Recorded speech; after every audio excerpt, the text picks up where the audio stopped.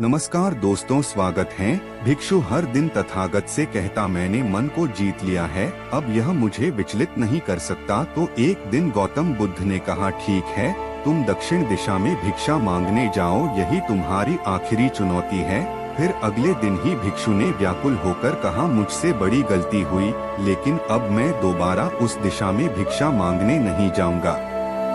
यह कहानी शुरू होती है जब एक बड़े प्रदेश का राजकुमार अपना राजमहल सब कुछ त्याग कर बौद्ध संघ में शामिल हुआ। शुरुआती दिनों में नए भिक्षु ध्यान करना सीखते, इसके साथ साथ गौतम बुद्ध उन्हें भिक्षा मांगने भेजते ताकि भिक्षुओं का अहम कमजोर हो और उनका व्यवहार विनम्र हो जाए। संघ में आने के कुछ समय पश्चात राजकुमार भी भिक्षाटन पर जाने लगा। शुरू में सब ठीक था, लेकिन कुछ ही दिनों में घटना घटी जिस कारण राजकुमार विचलित हो गया और उसने भिक्षाटन पर जाने से मना कर दिया।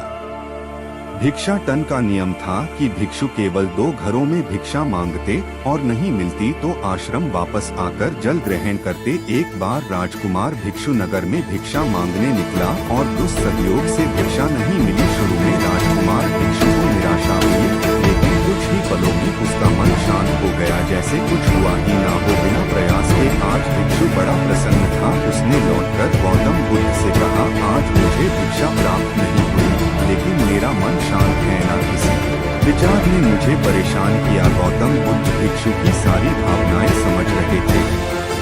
तथागत ने कहा, अच्छी बात है, अब तुम कल महल की तरफ भिक्षा मांगने जाना। भिक्षु ने आज्ञा का पालन किया और अगले दिन भिक्षा मांगने निकल गया। कुछ देर बाद जब भिक्षु महल के आगे से गुजरा तो उसे अपना महल याद आ गया कि कैसे वह ऐशो आराम का जीवन जीता था।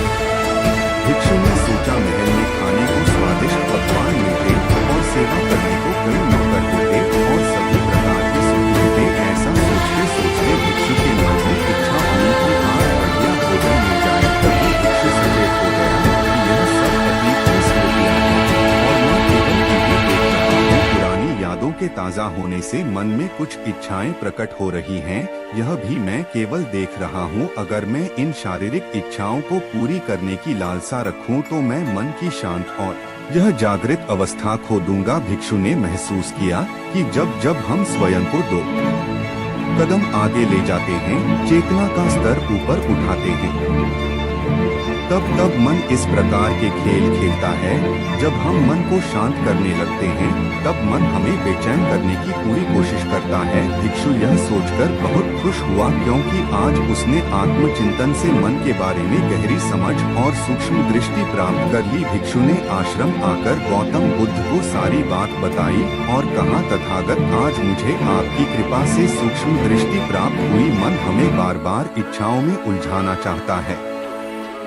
महल को देखकर मुझे भी पुराने सुखों का स्मरण हो आया, लेकिन आज भी विचार मुझे छू नहीं पाए। गौतम बुद्ध ने कहा, अच्छी बात है, कल नगर की दक्षिण दिशा में जाना, वहाँ एक हवेली है, वहाँ मन और विचारों पर उपदेश देकर आना। भिक्षु बहुत खुश हुआ। आज वो जल्दी जल्दी चल रहा था क्योंकि वो उपदेश देने जा रहा था। पर दोस्तों, इस बार की यात्रा भिक्षु पर भारी पड़ने वाली थी। कुछ ही देर में भिक्षु हवेली पहुँचा और भिक्षा के लिए आवाज लगाई। आवाज सुनकर एक सुंदर युवती बाहर आई। भिक्षु ने सोचा कि इस युवती की सुंदरता को देखकर मेरे मन में कोई विचार नहीं आना चाहिए, क्योंकि मेरा यहाँ आने का प्रयोजन तो इसको उपदेश देना है। युवती ने भिक्षु को प्रणाम किया और कहा, आइए पहले भोजन ग्रहण कीजिए। भिक्षु ने भोजन किया, फिर सोचा कि उपदेश देने से पहले थोड़ा आराम कर लेता तो अच्छा होता। भिक्षु यह सब सोच ही रहा था। इसी बीच युवती ने कहा, श्रीमान, आपने अभी अभी अन्न ग्रहण किया है,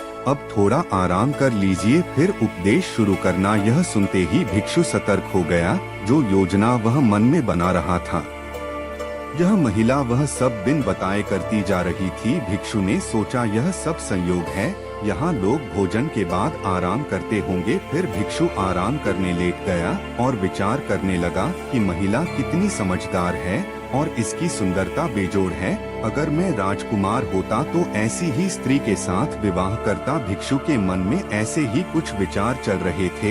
इतने में युवती फिर से आई और बोली, अगर आप राजकुमार होते तो मुझे उपदेश कैसे रते? भिक्षु जी, आप तो मुझे उपदेश देने आए थे ना। युवती का इतना कहते ही भिक्षु को स्पष्ट हो गया कि युवती तो मन पढ़ सकती है। भिक्षु घबरा गया और हाथ जोड़कर पूछा, क्या आप मेरा मन पढ़ सकती हैं? युवती ने कहा, क्षमा कीजिए, ध्यान करते करते मेरा मन शांत हो गया है, इसलिए बड़ी आसानी से मुझे दूसरों के विचार अपने आप महसूस हो जाते हैं, उनकी भावनाएं समझ आ जाती हैं।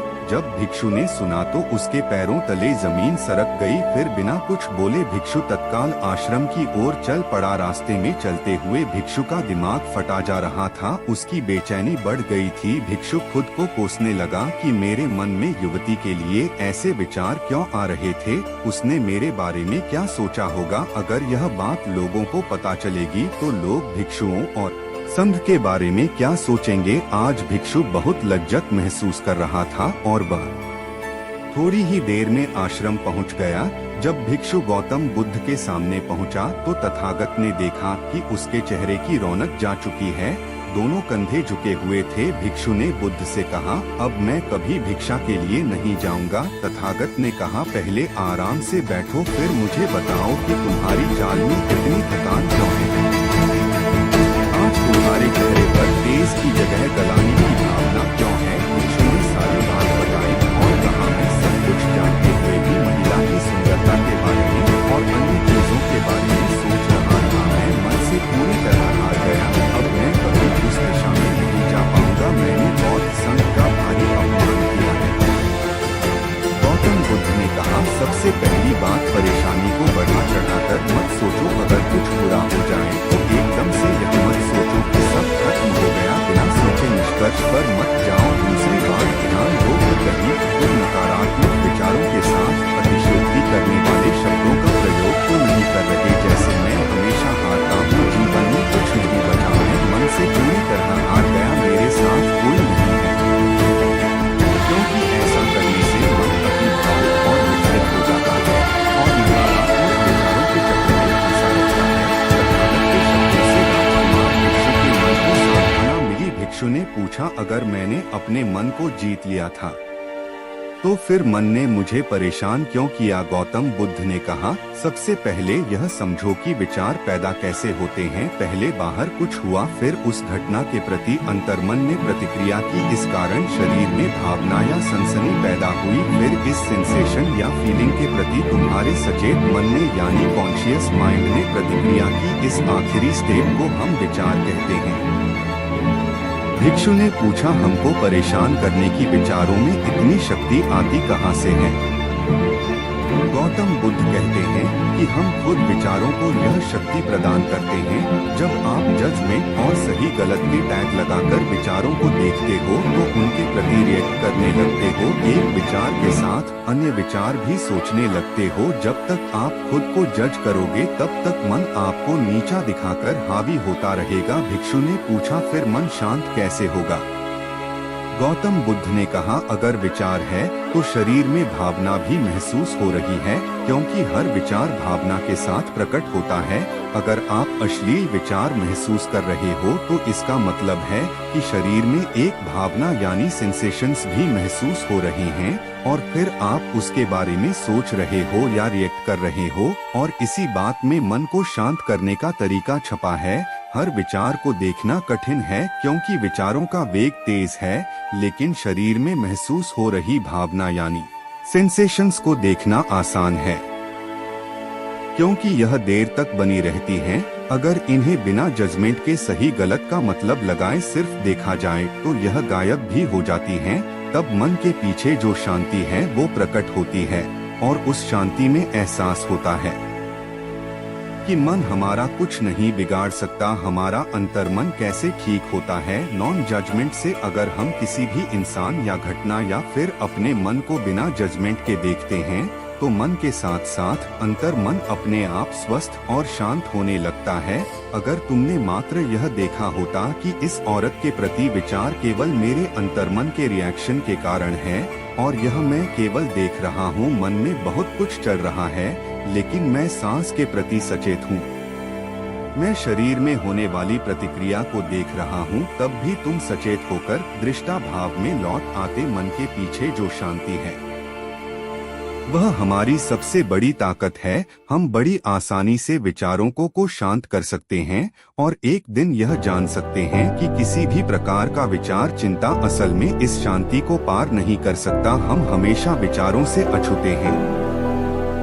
गौतम बुद्ध कहते हैं, तुम याद रखो विचार तुमसे हैं, तुम विचारों से नहीं। तुम हमेशा ही अपने विचारों से शक्तिशाली हो, अपने डरों और चिंताओं से शक्तिशाली हो। अब तुम अगले 7 दिन युवती के घर भिक्षा मांगने जाओगे और ध्यान रखना